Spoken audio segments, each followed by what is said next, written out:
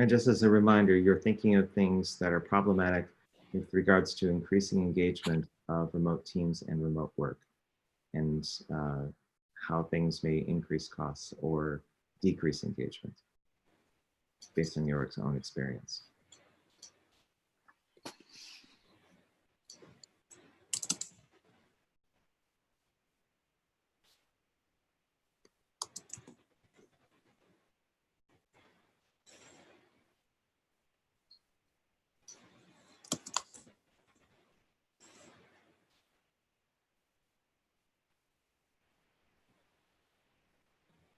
There are a whole lot of problems, it looks like.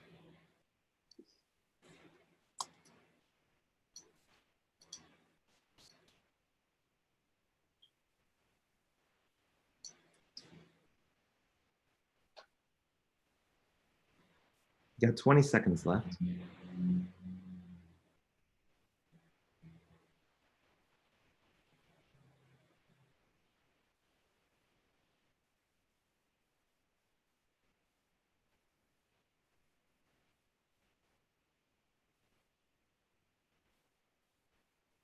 Right, go ahead and finish up your digital card that you're currently working on, and when you're done, click off of it so I know that you're all set. Okay, I'm going to take the cards that were just done and bring them over to, actually make a copy of them and bring them over to the right, which is going to be our next step. So,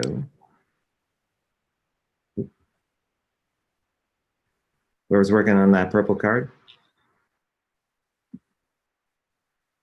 the anonymous elephant, could you click somewhere else so I can snag it from you? Or I can go around you, either way.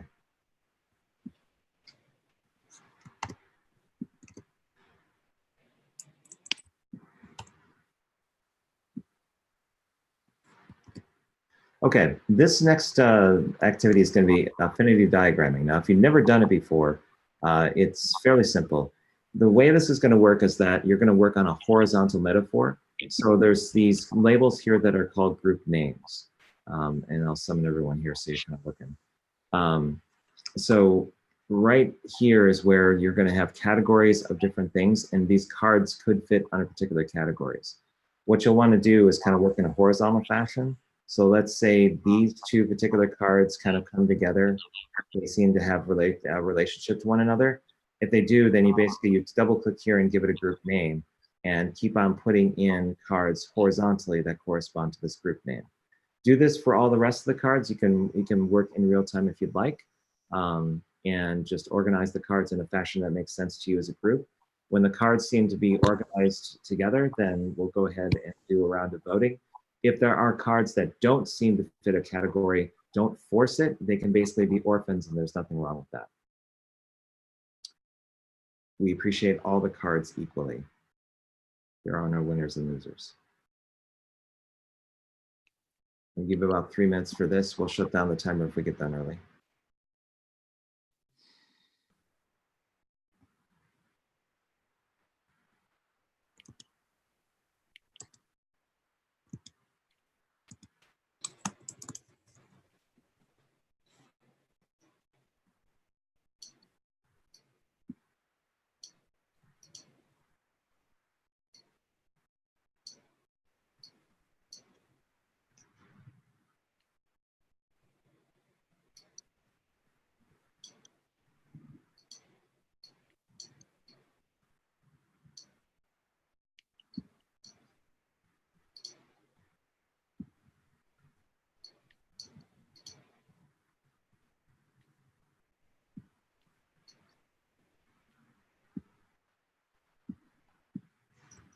I think we are working in both directions now. Yeah. So let's do the switch. Let's try vertical this time instead of horizontal. So you can move the technical issues one over here like this, and bring the card that was right underneath it like that. And same with this. So motivation and support, go over here and kind of go like this. Kind of bring them under like that.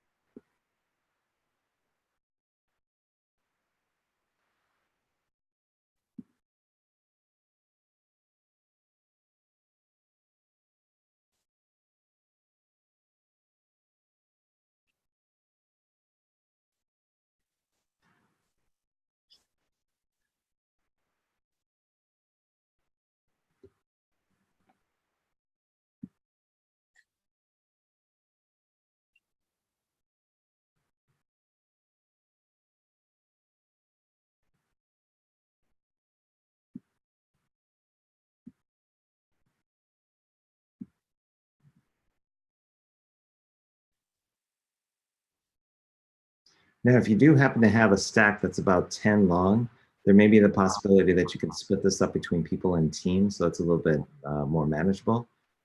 If you tend to get a skyscraper and in infinity diagramming, that usually means that there's another category inherent to it that needs to come out.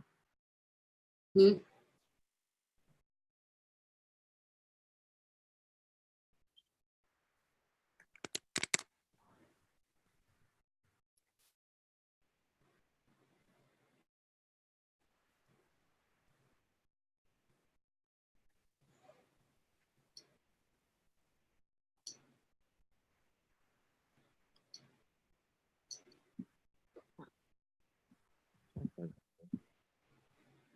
I'm going to bring this up a little bit too, so it has more visibility here.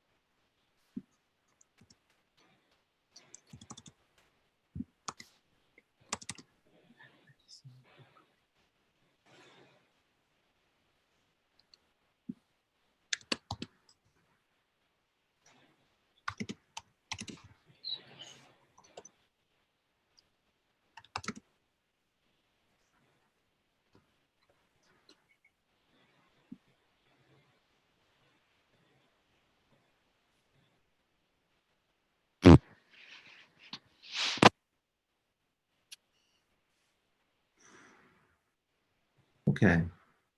I think we're close. Yeah? I think we're fairly close. So it looks like we've got categories for people, engagement, the team, logistics, tools and technology, culture, communication, and motivation and support. So we've got a lot of different options.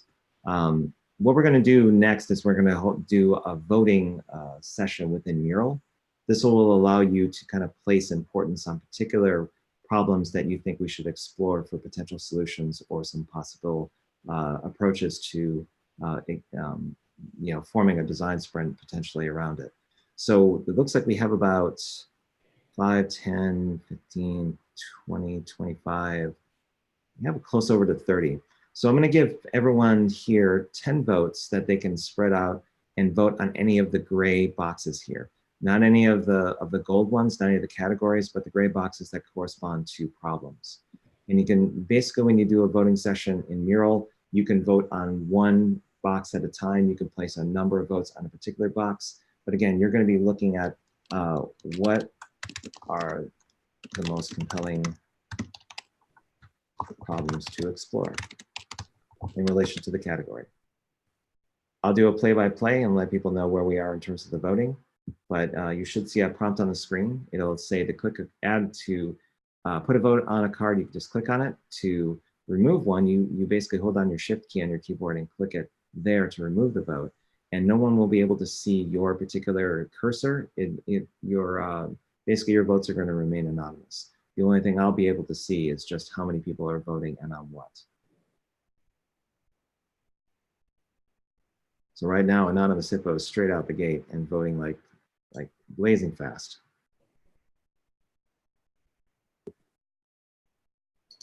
I think everyone else is taking in all of the different cards and seeing where things can work.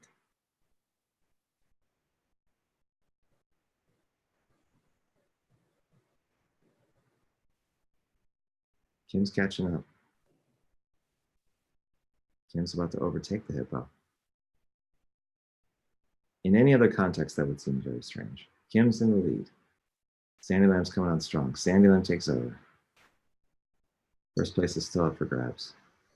The shrimp is right behind, but Sandy looks like she's going to cross first. And she does. Kim right behind. But the shrimp is making a point to finish second. Three-way tie. Nope. Kim lands at second. Hippo's in third. Shrimp's in fourth. The bird's right behind. The bird and Gigi are battle out, and Gigi crosses. Bird's done. We have about, it's like 5 voters left.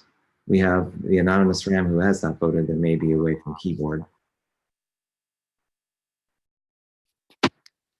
Getting close though. Owl's done. The cow is about to cross the finish line. Nope. Whoa, Kim changed her mind. Now she's back.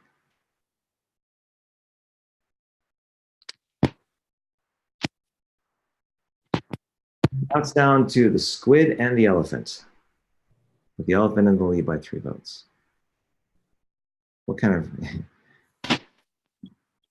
I think I've never seen a squid in Miro before. It's the first time I've seen it here, yeah. They must be adding more animals. Be nice.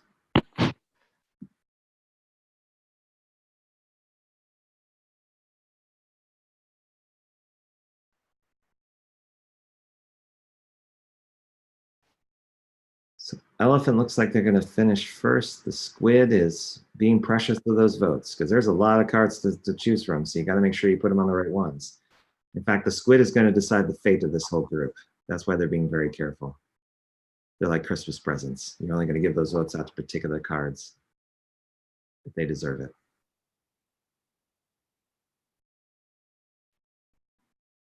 One more and we're done. All right.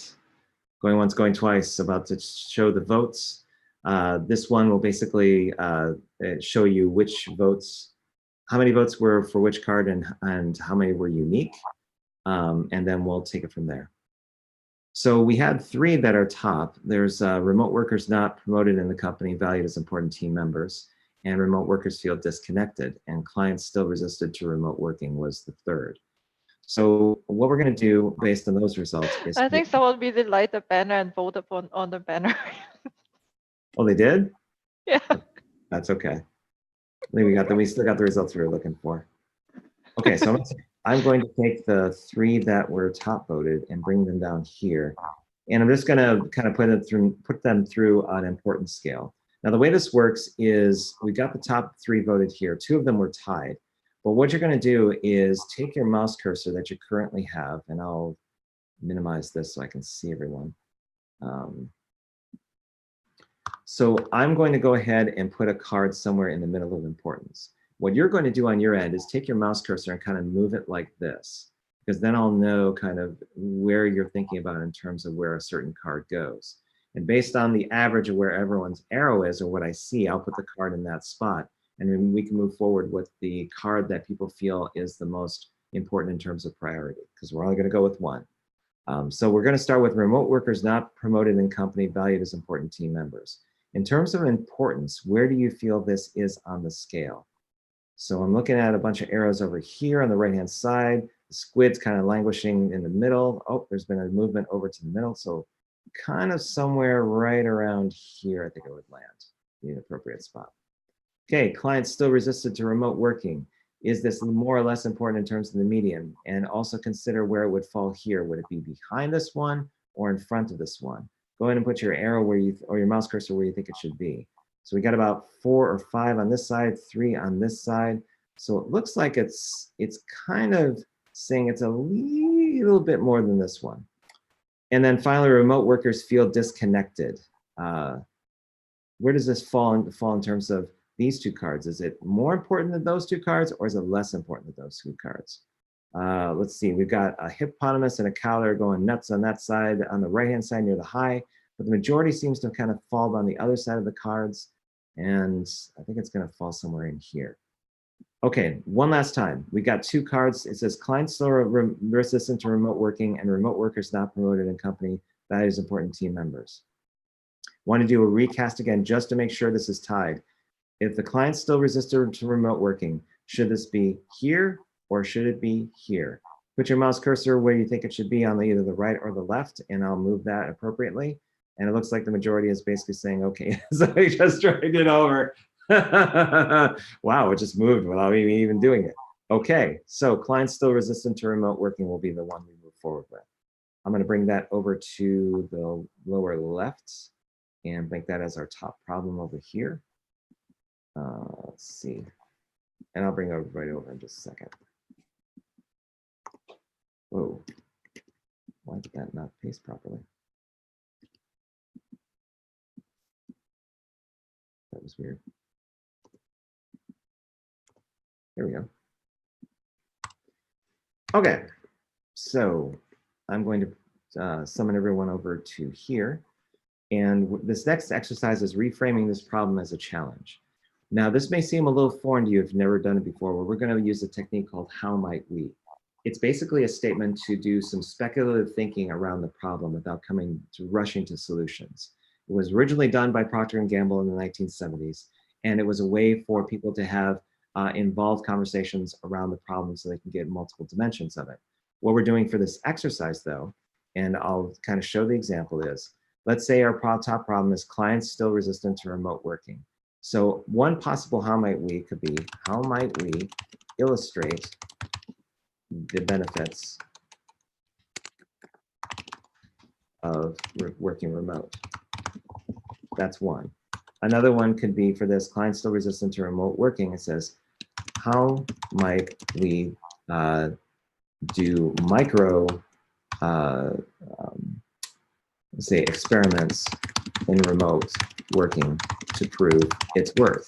So those are two possible how might we statements that don't rush to conclusions, but basically say, okay, maybe we could do this or maybe we could do that.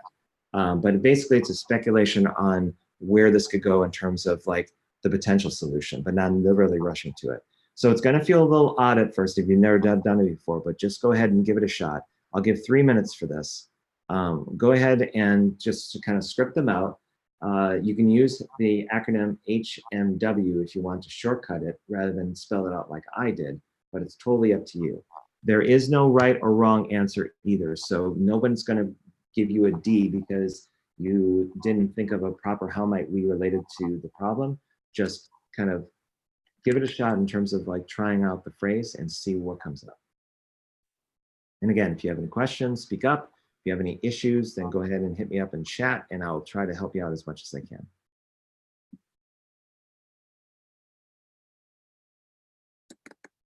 Okay, got it, Ken.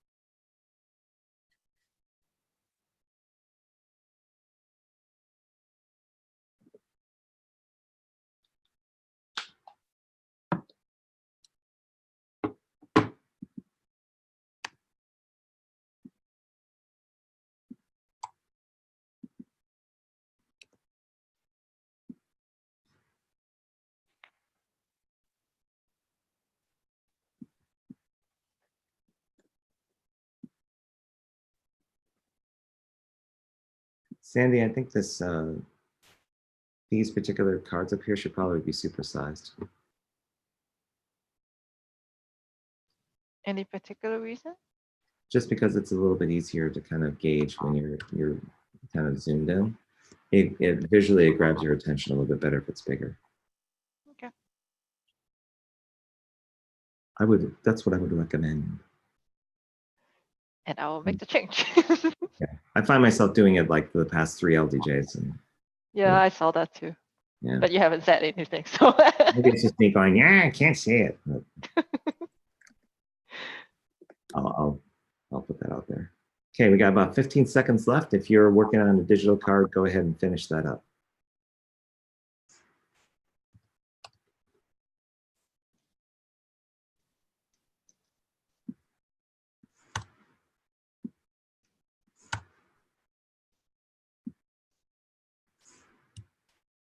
Okay. Wrap up with your typing.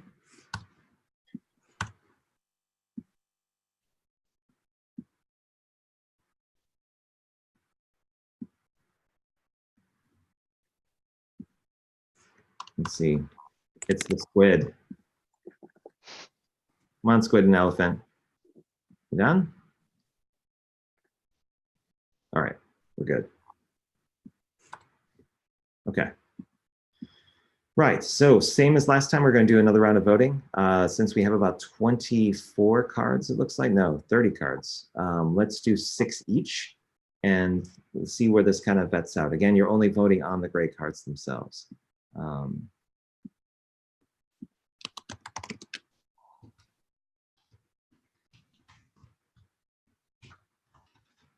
And you should see the voting prompt come up on the screen. Go ahead and vote on particular cards that you like.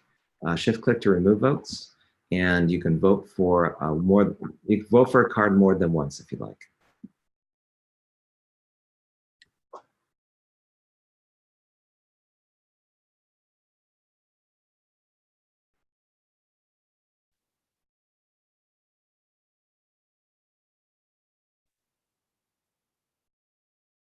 It's between Kim and a giraffe.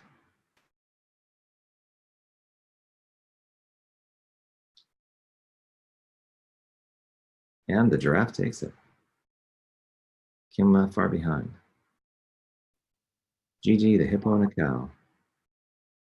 Sandy Lamb, Gigi's crosses. Third. Hippo's about to take fourth. Hippo and a shrimp and a cow. There's too many more votes. I'll just be quiet. So you can vote in peace.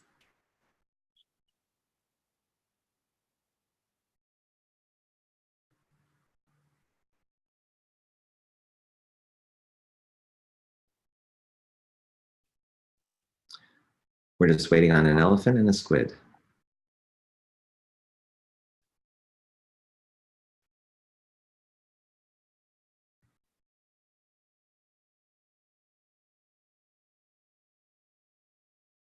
But they are very determined to make sure they put the votes in the right spot.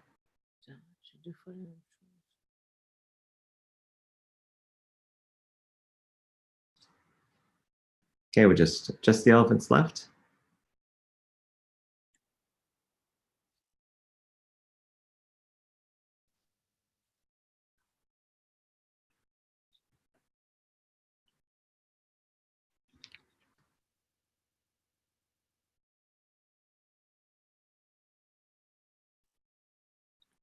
And oh, there's 2 more. You have 30 seconds to get those 2 votes done. This is the timekeeper part of my facilitation. I can't even tell how much time's left. 15 seconds.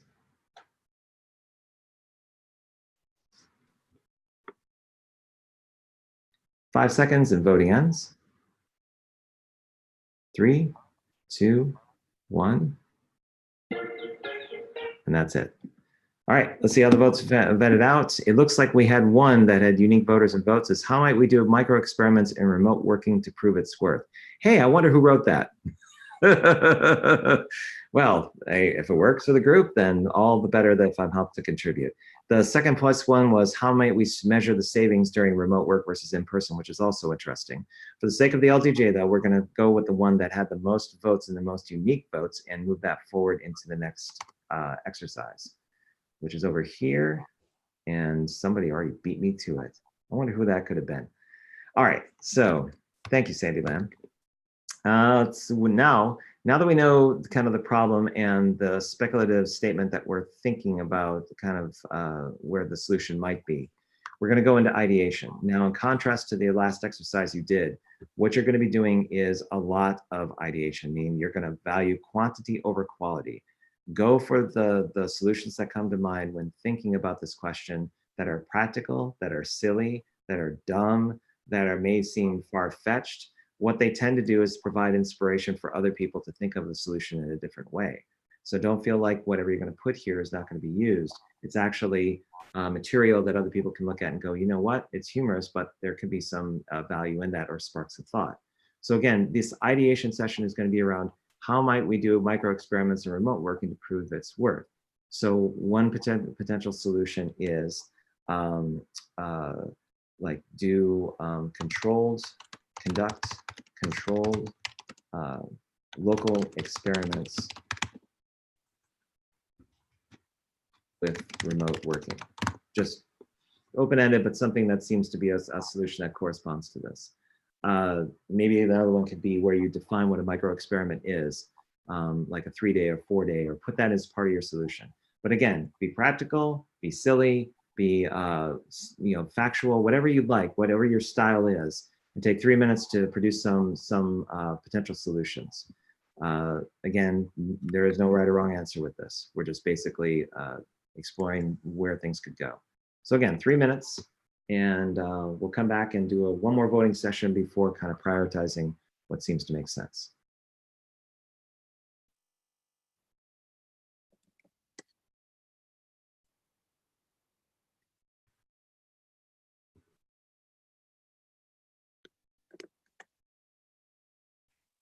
Sandy, are these LDJs kind of clocking in when I do them at about 45 minutes? It feels like that, or 45 or 50 minutes. Yeah, actually, I feel like it's actually less because we spent like half hour on introduction, right? Yeah, but that's purposeful because of the 90-minute session. Mm. But I actually found like running remote LDJ goes faster than in person. It does. Literally everything about this goes faster. Yeah.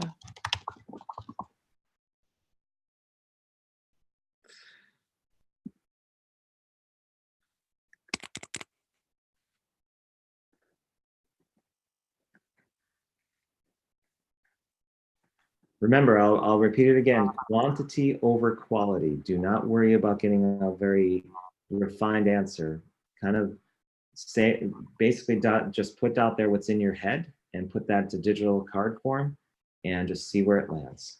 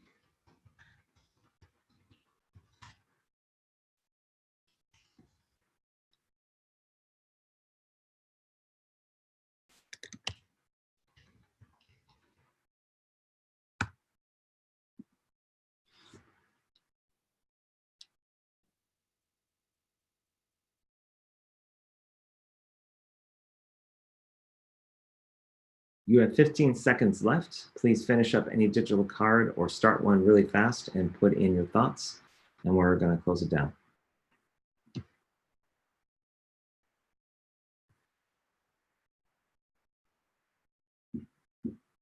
Right. You know, Sandy, it's like a competition between two of us, like who's going to get all the solution cards and delete them all. Okay. There's one lock though. Yeah. Elephant. The giraffe and the squid. Oh, it's a squid? No, that's an elephant, right? Oh, yeah, maybe it is. Squid just did theirs. Elephant's got that selected, but that's okay. Okay, so we have, it looks like 6 times 7, and I'm doing this because my kid knows math too. 42. We have 42 cards. Let's say everyone gets 7 votes. Vote on the ideas that are the most compelling for you, and I'll start the voting session in just a second.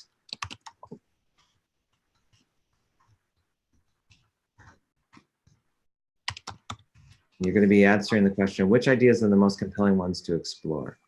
Everyone gets 7 votes. Go ahead and give it a go. You want to vote on, you can vote on one, you can vote on the squares one at a time. You can vote for more than one if you want to. Your votes are yours to use. Just make sure you vote in the ideation section and you're good to go.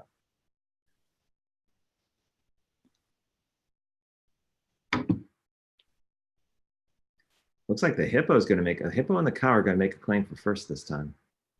Kim, as always, is right around the corner. Now a bird, cow, and a hippo.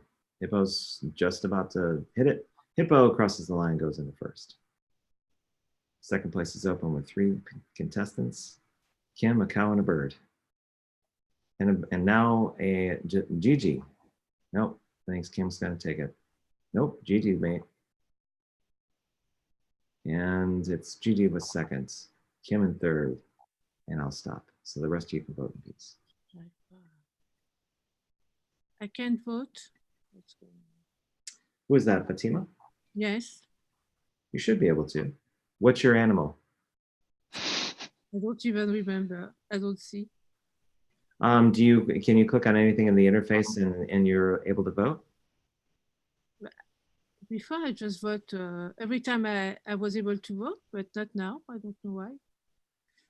Oh, it doesn't matter. Okay. It's a little strange. But you voted in the last one, correct? Yes, yes. The 2. Yeah. I think it may have been because you still had a card selected. There was one card that was still selected by an elephant. No, I'm not. Okay, it's speculation on my part, but I'm not sure why.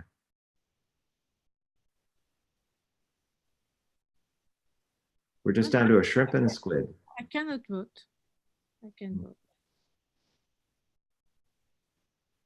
Try really quick, try refreshing your page. Try refreshing the browser page.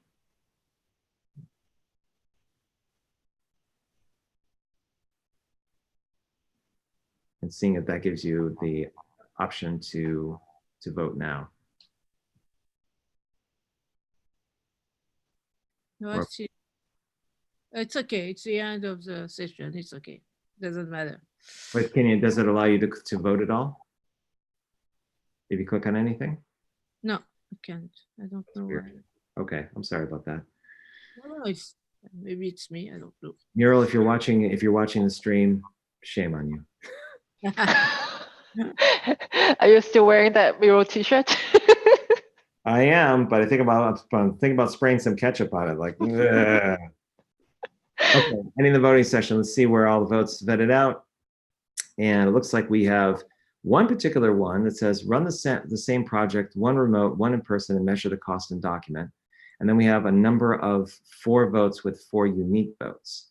So, Sandy, I want to get your opinion on this. Normally, we run these through importance, and then we take the top 3 and figure out where people what are interested in kind of exploring an issue. I'm thinking about using 5 and taking the top 3 from there and moving it into the next phase. What do you think? Yeah, I would go with that too. Okay. Yep. Let's do that. So I'm going to take this one and 1, 2, 3, 4. Copy those and bring those down here. Organize them into a row. Okay, similar to last time, we're going to organize things in terms of importance. I'll bring everyone over here to kind of take a look. Right, so let's start with the one that got the most votes, unique votes, as well as the most votes, which was run the same project, 1 remote, 1 in person, and measure the cost and document. In terms of importance, where does this fall in terms of high importance, low importance, or just somewhere in the middle? And use your mouse cursor to kind of vote on where you think that should go. So we have Sandy, Anonymous. So we got a lot of interest right around, I'd say here's probably the minimum, the medium right there. Okay. Have mural or online meeting with everyone in office at their desks to show it can work. So in relation to the one that was here, does it fall behind or ahead of this one or somewhere over here? Birds all the way on the low end. You got a hippopotamus that thinks it's there.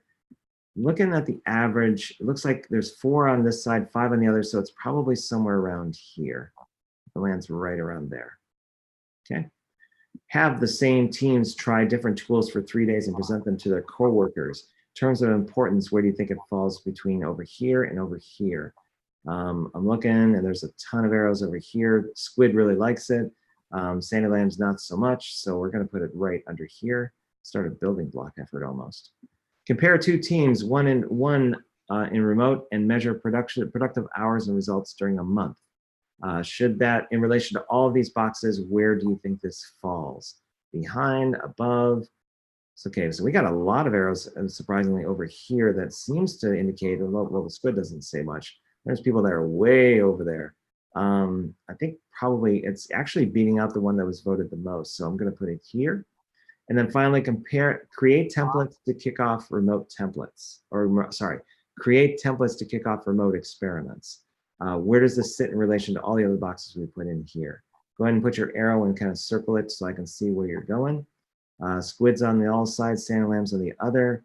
2, 4, 5, 6, 7. It seems like it's kind of right around here, right around there. It's kind of tied with this last one, which is perfect. That means that this one is going to be first, this one is going to be second, and this one will be the one in gray. And then we'll take these over to here, and we can go ahead and copy and paste them into this. By the way, thanks for the assist, Sandy. That's very kind of you to kind of bring everything over into those parts. That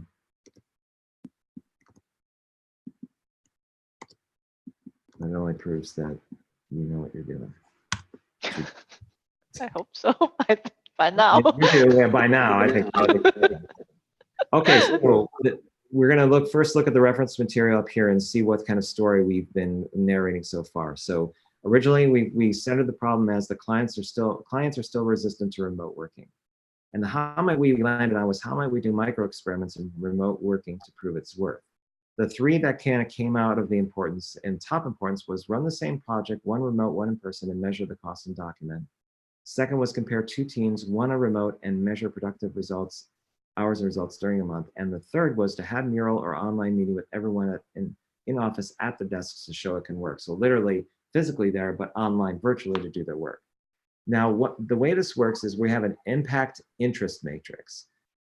What you're seeing on the screen is interest is in the x-axis, where interest is very low if it's on the left, and interest is very high if it's on the right. And the impact is on the y-axis, where very low impact for the solution and very high impact for the solution. And all of these little graphics in the middle will kind of correspond the association of the solution. So if it has a high interest and high impact, then there's probably a good likelihood they should probably, you yourself might have an interest in kind of doing it as a design sprint. These other 2 quadrants here where you have less interest but a big impact, it's not interesting for you personally, but making an impact is good, so you'll think about it, versus it's very interesting, but I don't know if it's going to move the needle much. And then there's this area here where it's like, nah, not really my vibe. So what you as an individual are going to do is go over here to the right-hand side and put your name in the dots and put them in 3 consecutive ones. So I'm going to put GG here and GG here, in capital letters if you want, and GG here. Now what I'm going to do, if I was GG, is take the blue one, which corresponds to this run the project from 1 remote, 1 in person, and you're going to start here in the center. And you're going to get, GG, you're going to gauge your interest as well as the impact you think it would have and place this dot appropriately. So if you think this particular solution, you're very interested in it, you think it has a super impact and would love to put it through a design sprint, you would put your dot here. In contrast, if you saw that and you just keep on shaking your head like, you know, this doesn't interest me at all, and I really, or I don't think it's going to provide any impact, and I think I really don't have much interest, then it's going to go over here. But you do that with all 3 of those solutions and put the dots where you think they would go for you. So for everyone on the call, go ahead and start putting your name into those dots. And when you're done doing that, start with the blue one and start at the center and figure out how much impact you think that solution would have. And also on the x-axis, how much interest you would have. And this is going to feed back into the Teams, the GVDS Teams mural, where I'm going to associate Lightning Decision Jam results to particular personal cards. So take about 3 minutes to kind of get this done, and we'll save the rest of the time for conversation and for feedback on how this session went. And if people get all their dots done ahead of time, we'll stop the timer and just get into feedback. And by the way, it is perfectly fine if you do not like the solution at all and putting that dot all the way in the lower left-hand side. No one's going to think you're a bad person. It's just that your filter is such that you go, you know what? I'm not interested. I don't want to do it. And that's perfectly fine. But for the ones you do like, that you'd like to kind of move forward with, then definitely put that in the upper right-hand side. Robert, Mm-hmm. do you think for the solution, like the scale from importancy, do you think we should actually change the word importancy to effectiveness? Maybe, because what I'm trying to gauge is the interest of the people that are taking the time to go to this LDJ.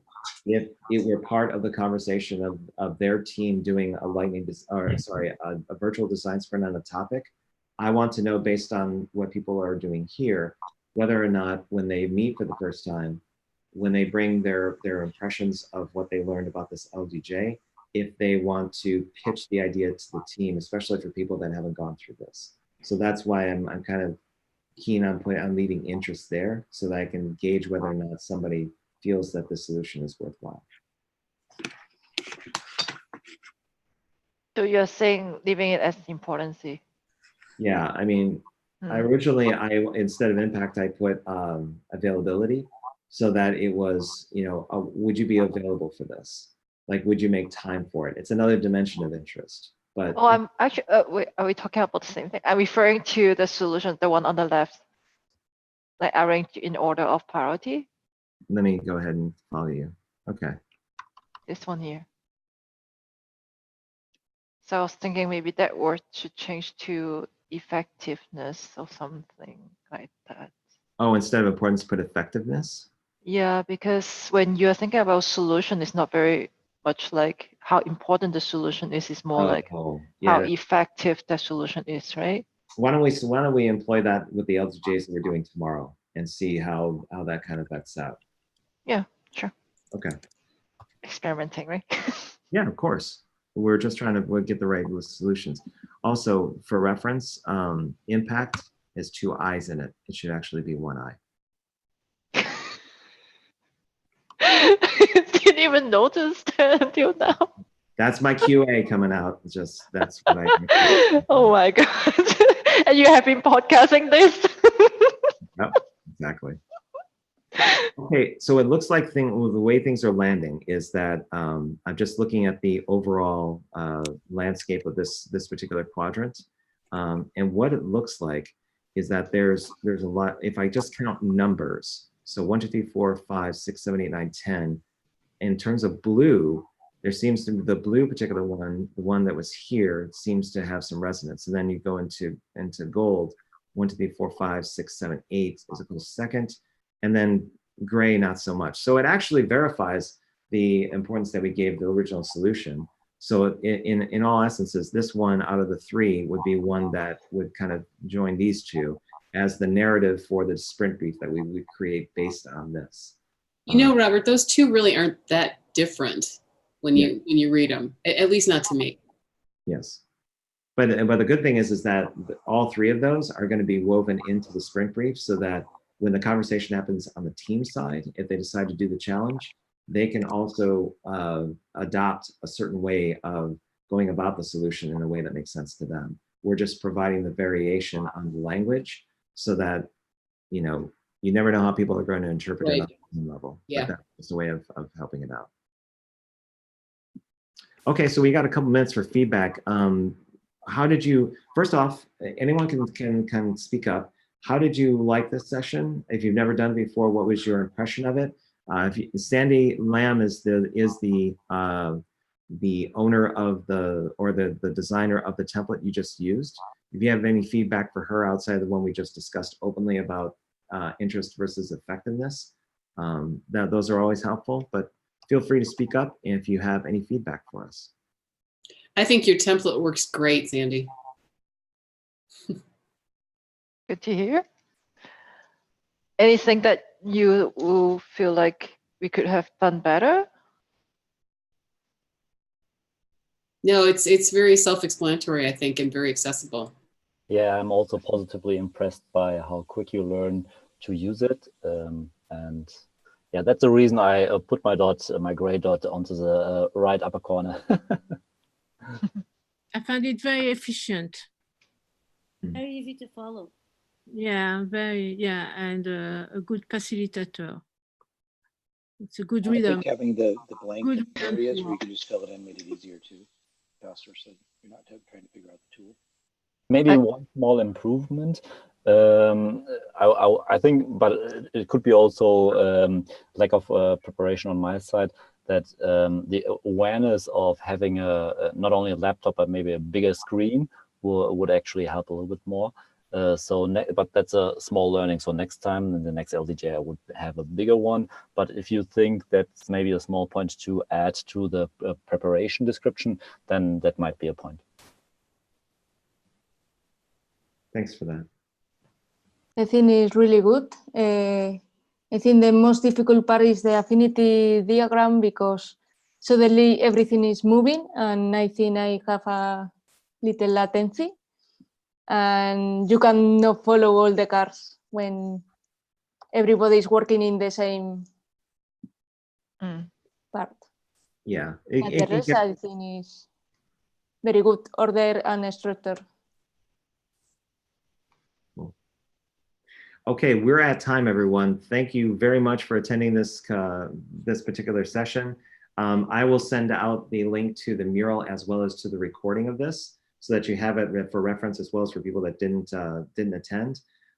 We have LDJs coming up on Thursday or Friday. I think Sandy and I are talking about rebooting a couple of them that didn't have good attendance this week, as well as some late entries. So if you want to join future ones, feel free to do so if they work out for your schedule. But for those of you who are really late on the other side of the world, in Germany and otherwise, I'll leave you so that you can get some rest. Thank you again for coming, and hopefully this is a worthwhile use of your time. I really do appreciate all the perspective you're giving. Thank you. Thank you. Bye, everybody. Thank you. All right. Thank you, guys. Bye. Have a good night, morning session, and everything else. Bye, Sandy. Thank you. We'll talk to you later. Yeah. Great. All right. Bye-bye.